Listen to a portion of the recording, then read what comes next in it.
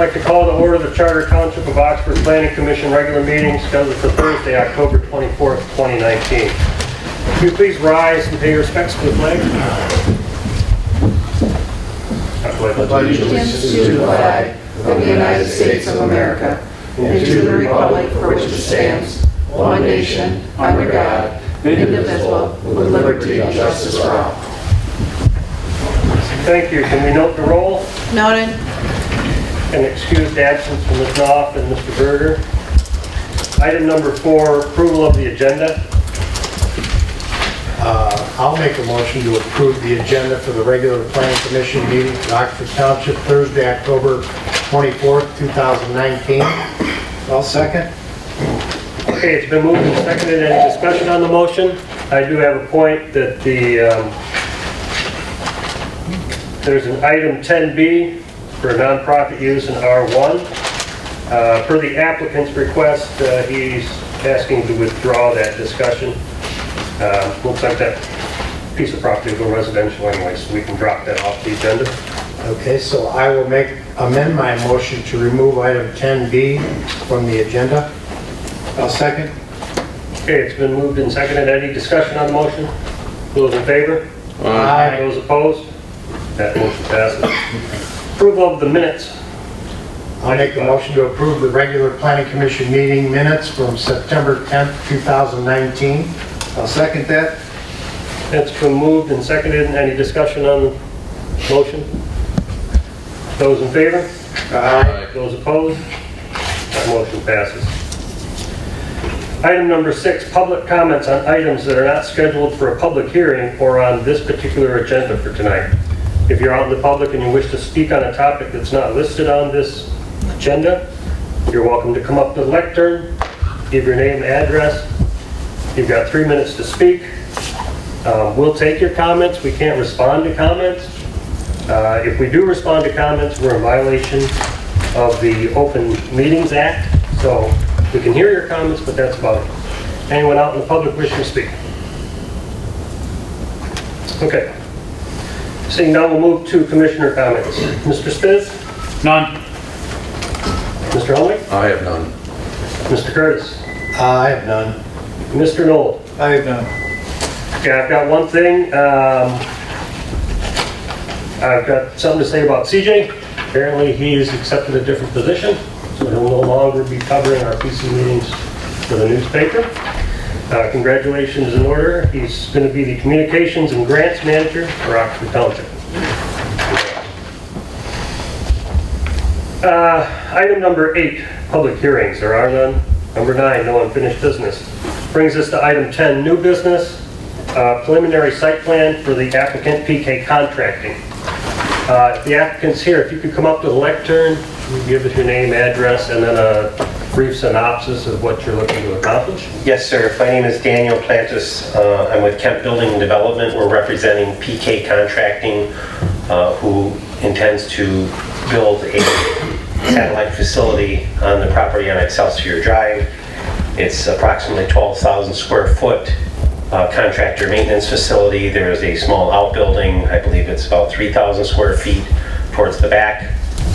This is one of several facilities they have throughout the state. Their largest being in Troy, Michigan. They do road striping for the highways. You see lots of their trucks on the roads. They have offices in Cadillac. I think there's one in Gaylord, Marine City, largest being in Troy. They have another operation in Florida.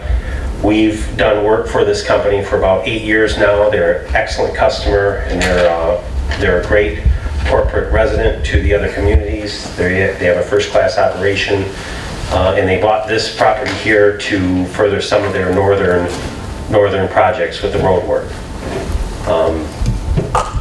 I'll leave the rest for the planner's reports. Okay. Why don't we go through those now? Okay, you've reviewed them, I think? Yes. Okay, Yes. great. All right, let's go through the planner's report first. Great. Thank you. So we did have a few points that we needed clarification on, and some that where we found some information may have been missing that certainly could be included in the final site plan. But I do want to mention a couple of different things. The site is 2 buildings, as he said, 12,000 and just over 3,000 square feet for an accessory pole barn. It's surrounded by a paved parking area as well as a gravel parking area and drive aisles.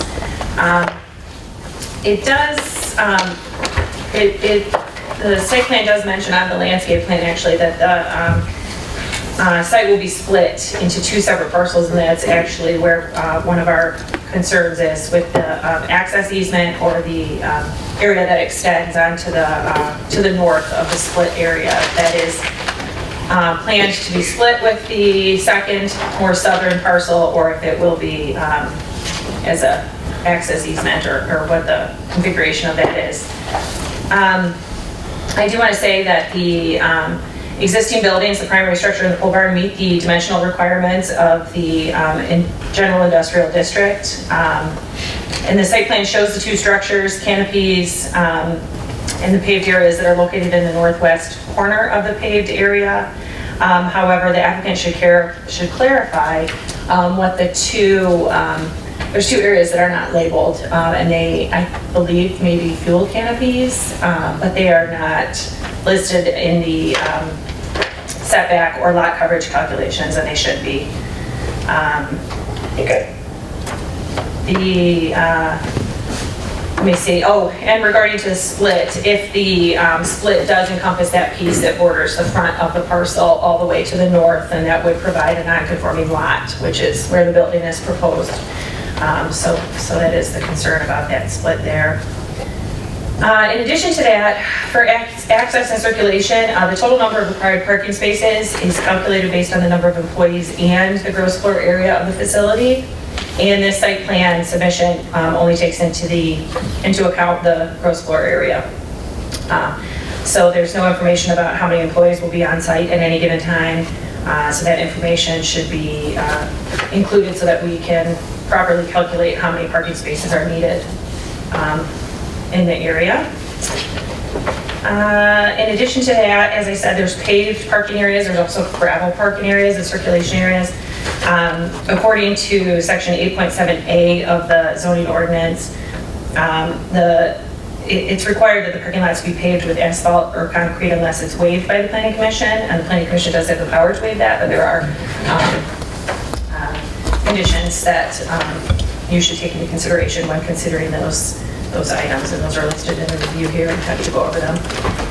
Again, we did have some questions about stormwater as well, and I'm not sure if I put it in here or if I just, yeah, I did. Stormwater is to be collected and proposed into I think it's referred to like a common ditch, a common area, something like that. Applicant should clarify that, and I'm sure that Township engineer will go over that as well in his review.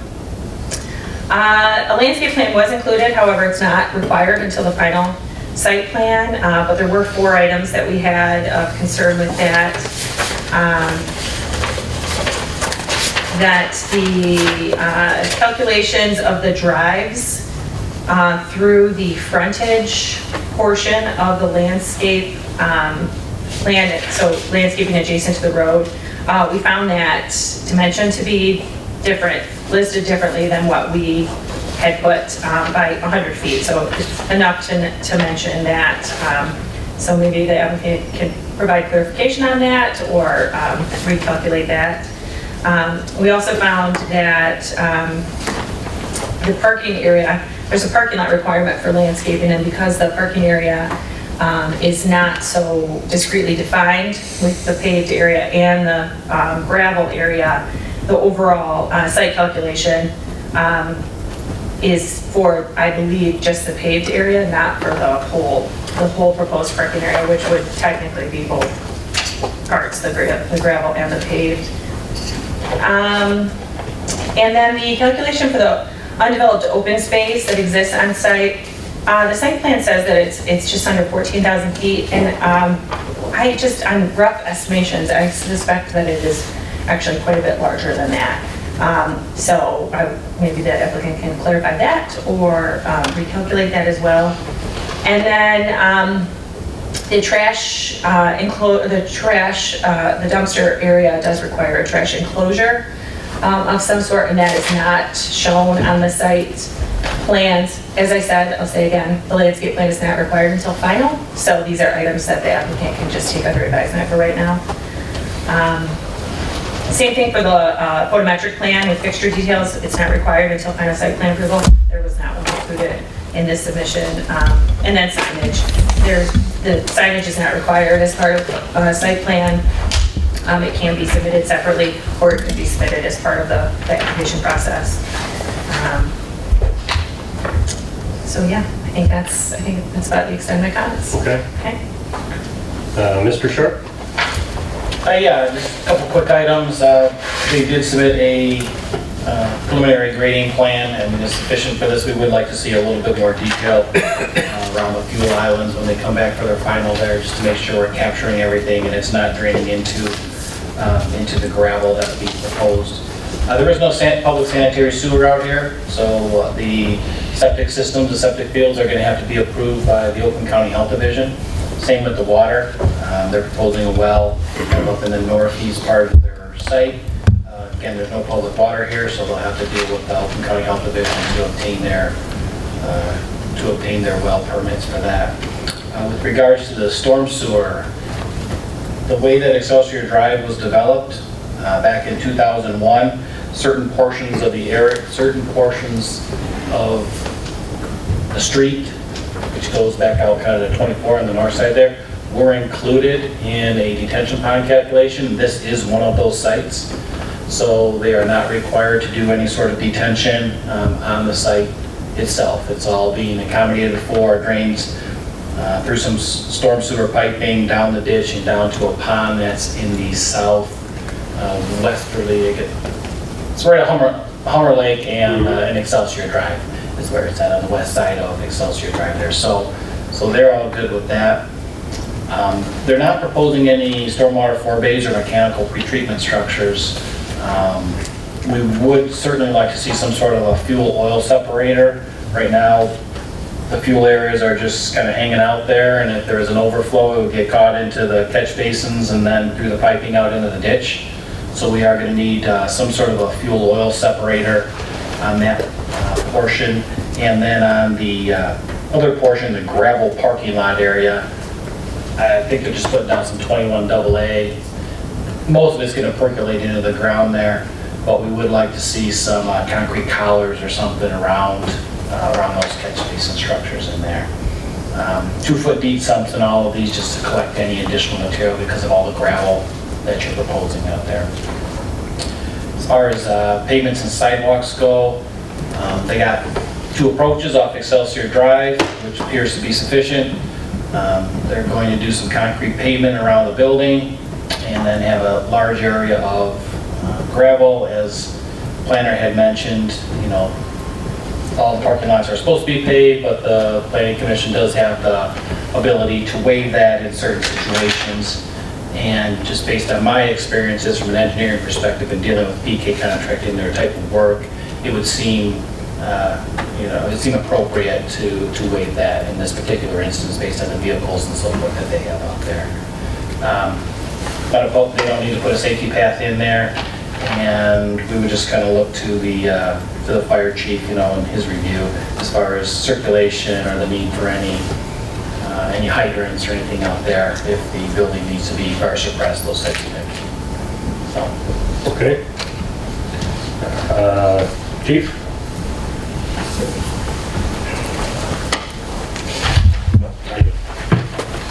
Evening. We did have no parking fire lane signs that were actually already shown on a print, so that was nice to see that ahead of time. The typical box on the building when they would put it up. I do need the detail when it gets time for it on the fuel islands, where they're going to be in ground or above ground. Everything else that goes around that as far as containment and everything, so we will need quite a bit of detail for that part of it when it comes through. As far as fire hydrants or anything like that, the proposed building, I think it was like 11,900 or something like that. Anyhow, that falls under the restriction of 11,999 square feet, so we don't have to have it suppressed, so that won't do it. I mean, I would like a water source or a hydrant or whatever, but it is what it is as far as what the code requires on that. So there is a pond farther to the south, and at one time, I know Guy Man had talked about making that available for us for a dry hydrant or something, but that was many years ago, so leave it at that part. Okay.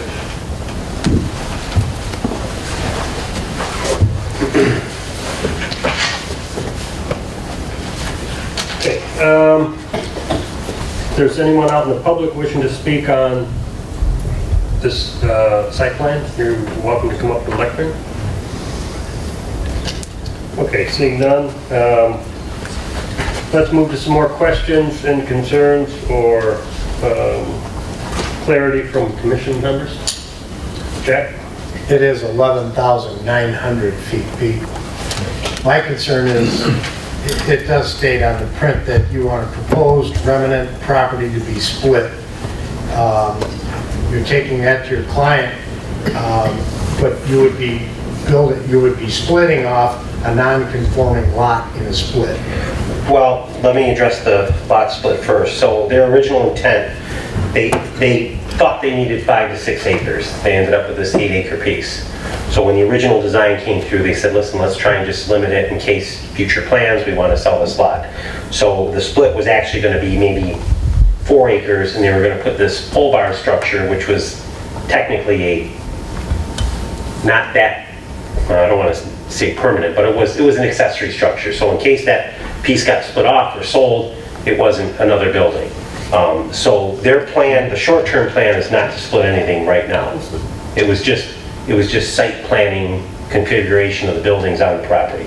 But if it does get split off, obviously we're going to try and be we're going to have to be in conformance for that. I just don't want your client to understand that with your submittal, it's going to be okay to split that property to that size. No, they're not under that understanding. What is the minimum lot size? It's the frontage.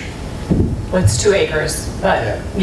yeah, the concern is the frontage. I mean, you could probably, looking at it, you could probably just draw that line all the way to the road. I mean, both pieces would have frontage, then as long as that. Yeah, it was intended to 2 acres, be it's 2 fine. equal pieces on Excelsior. Yeah. But the pole barn structure is obviously on the other part.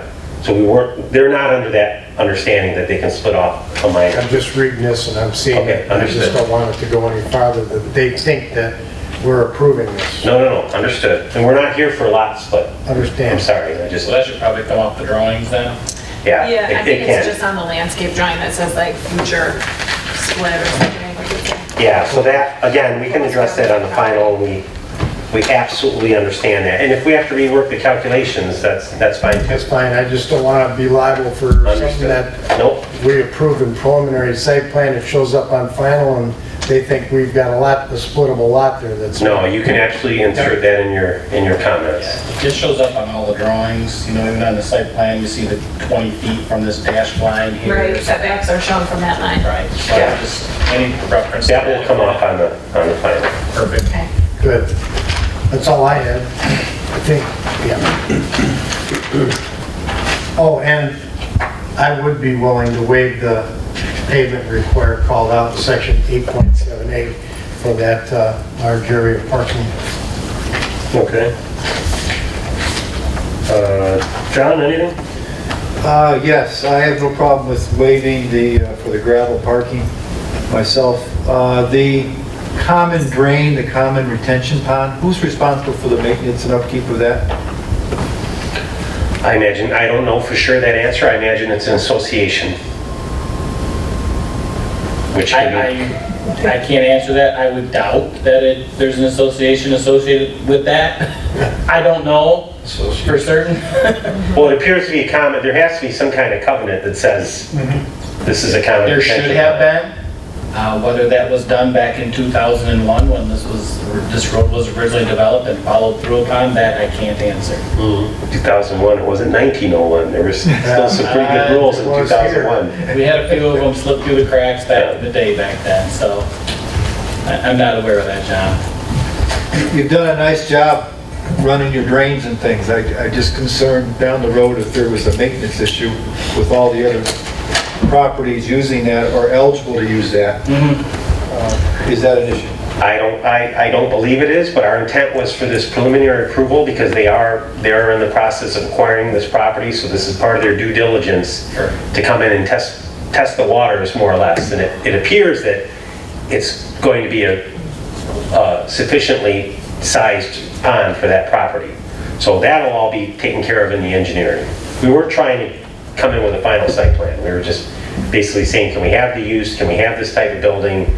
The parking was obviously a concern with the gravel. And it sounds like those things are okay. Yeah, you got 3 more. And John, I'll try to look into that through the records here at the township and see if I can dig out any of those maintenance agreements, if there was one put in place when Excelsior Drive was created. Anything? I just want to confirm, Jim, you didn't have an issue with the gravel, right? Excuse me? You didn't have an issue with the gravel?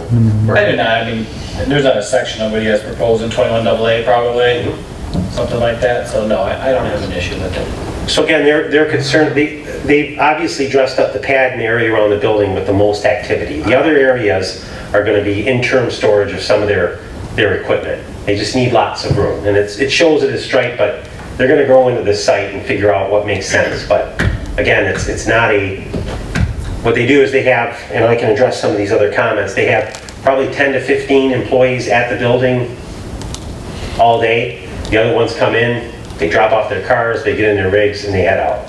So it's not a very active site during the day. It's active a little bit in the morning and active at night.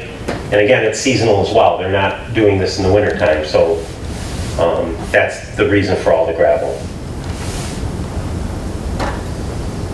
Striping company, can't they stripe can't they just keep striping the gravel all the time?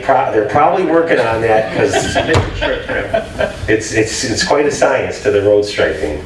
Yes, it is. All right, Mr. Sharp noted a fuel oil separator. Is that an issue? Correct. So again, we're working with the fuel dispensing company. I understand that that's going to be a self-contained system, but fuel sound separators, obviously, we're going to agree to those things in the final engineering. Okay. Okay. Including the collars around the catch basins. Those things are all they're all fine with us. And as far as Lauren's comments about the measurement for the drive coming in, is that a little bit off? Yeah, well, the frontage, right? I looked at those drives maybe about 30 feet across each, so there's 2 of them, 60 feet. Mm-hmm. So the total tree calculation wouldn't be, 100 minus 160 feet, it would be just minus 60 feet. We'll catch that in our final. Was there anything else she noted that? Yeah, so I kind of kept notes real quick. So we talked about the split. I explained that, and we'll adjust those on the drawing, so there's no question, and you can put it in your record. Number of employees, I stated that as well. The storm and the retention, that we'll work that out through engineering, obviously. Landscape plans, the dimensions, again, the final, Lauren, we'll get those in there.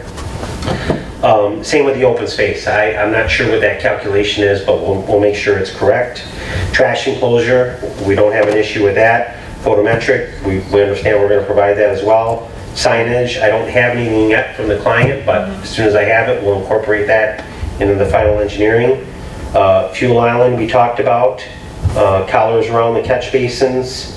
And then again, to the chief's comments, yeah, the plan was to keep this building under 12,000 feet because obviously there's no municipal main. Pumps in ponds are very costly. The intent was if we can be under 12,000 feet, we'd prefer to do that, or the client would prefer to do that to avoid those costs. I will tell you that it is going to be a metal building structure. It's going to be non-combustible. The pole barn is different, but this building here is going to be a metal building, a VP building. So that was part of the design, was to avoid the fire protection. That's why they limited the area. If something happens down the line or they increase the building, obviously it'll be revisited. But right now, the plan was not to sprinkle it for those reasons. I think that was most of the comments that you had. Mr. Spitz? Just a couple of questions more for clarification on my part. You've answered some of them as you've gone along. Okay. And I'm more intrigued by the intent of the building, because you said 12 to 13 people. It's kind of large for 12 to 13 people. what else is gonna be going on inside of that building? Are you storing things inside the building? Are you gonna do repairs inside of the building? You know, Yes. you mentioned metal structure, I know a lot of parking for all the vehicles, just trying to get a good idea. So a portion of the building is considered a warehouse where they store their tape, Inventory type stuff? yeah, inventory type stuff. They have the same operation in Troy, Michigan. And then the other portion is going to be a maintenance bay where they're going to perform maintenance, light maintenance on their trailers or vehicles. And then the last portion is the office part with the foreman for the building, the supervisor, receptionist, break area, things like that. So then what about the pole barn? The pole barn is again, it's other storage materials. They filled out a list. I don't know them verbatim, but it's overflow storage, things that can stay outside without heat. Okay. And for the record also, I don't have an issue with the gravel, for the use that you guys are gonna be using, or they're gonna be using. Yeah, it's pretty clean. It's pretty clean use. Are there floor drains within the building then? There probably will be floor drains, I would imagine. And if there's floor drains, then we will of course put the oil separators in the building. That would probably go to your sanitary line then? Yes. And Not I know they use a lot of cones and things like that too, you know, it's not gonna be stored outside or anything like that, correct? That would be in the building or in the Again, pole barn facility? their operation is from what I've seen in the other facilities, it's very clean, very tidy, there's nothing sitting out there that sits for years and years and years. It's an active site. Okay. But Jack, can I ask you a question though? The asphalt versus the gravel, that waiver, can that be done in the motion if there is one? Yes. Okay. All right. Any other questions? Okay, seeing none, I'd look for a motion. I move that the planning commission approve the preliminary site plan for the Excelsior Drive PK Contracting Storage Yard, parcel ID 04-09-300-020, zone I2, general industrial. Applicant, Kemp Building and Development Company. The recommendation of approval is conditioned upon the following: any unresolved items contained within the Township Planners Review dated October 21st, 2019. Any unresolved issues contained in the Township Engineers Review dated October 16th, 2019. Any unresolved issues contained within the Fire Chief's Review dated October 14th, 2019. And this Planning Commission agrees to waive the pavement requirement as called out in section 8.7.8. And the motion. I'll second. Okay, it's been moved and supported. Is there any discussion on the motion? Seeing none. Those in favor? Aye. Those opposed? Okay, that motion passes. Thank you, ladies and gentlemen. They're going to be a good resident to your community. We're very excited to build their building. Thanks very much. Thank you. Okay, let's move on to item number 10C, the direction and placement priorities regarding small cell wireless ordinance. Let me pull that up there for you.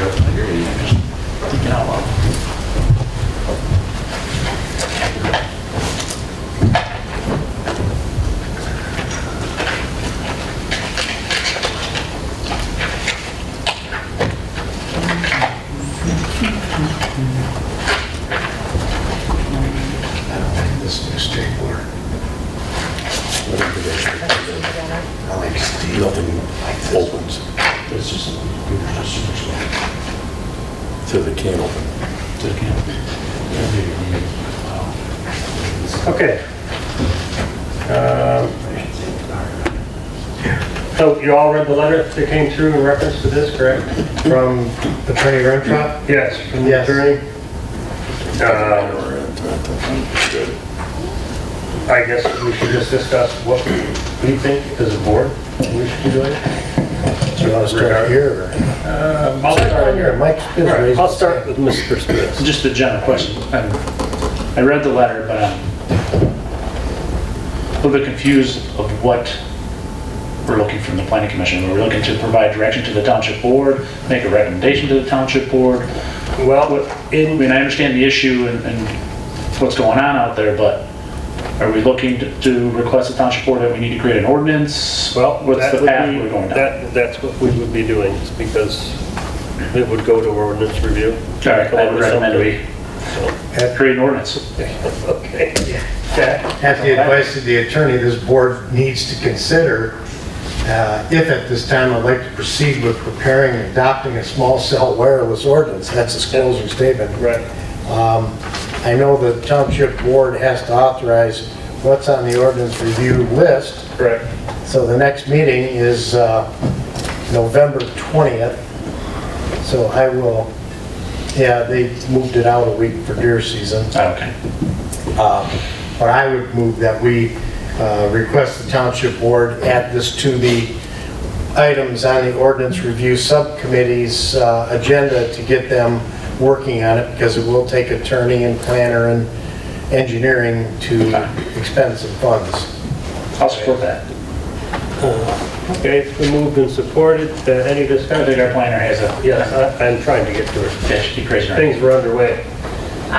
Yes, we've reached that point of our ordinance review schedule, as well as the point in the year where we need to bring what we currently have moving through to you for recommendation to the board for funding, pretty much. So we have a couple of other items that have been brought up recently. The ordinance review committee met today, and we would like to include this with our schedule of ordinances to review in the near future. So we could add it to the schedule, and then if you'd like to move this separately through, certainly fine, however you'd like to do it. But we can add this because that whole schedule needs to go to the board for approval. Right. Also. I think putting it on the schedule would be good, because funding would be good, so Yeah. first step, that's what the motion is. Any other discussion? Seeing none, those in favor? Aye. Those opposed? Okay, that motion passes. We put that up to, on the list. Okay. Item 11, communications and committee reports. Economic development. We have not met.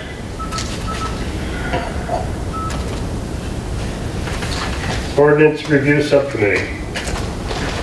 Yes. In the absence of Mr. Berger today, Yes. I will give you an update. The committee met today with me, and we have 2 more amendments that will be coming to you in the next scheduled planning commission meeting for recommendation to the board. The industrial districts, I1 and I2, and the primary and accessory square footage calculation amendment updates for homes, yes, and accessory structures, as was decided by the ZBA, which direction that should take in July. So we cleaned up the ordinance to support their decision, and we have that as well. So those 2 things, as well as the schedule, we'll have at the next scheduled planning commission meeting. Very good. While we're at it, let's go to item 12. Anything else from the planner? That's it. Mr. Sharp? All is quiet. Okay. Good. Is that good or bad? Nothing to report. It's just With that, I'll move to item 13, which is adjournment. Close the meeting at 7:35. pretty close. You 3 minutes late. That's all right. Is it mobile up?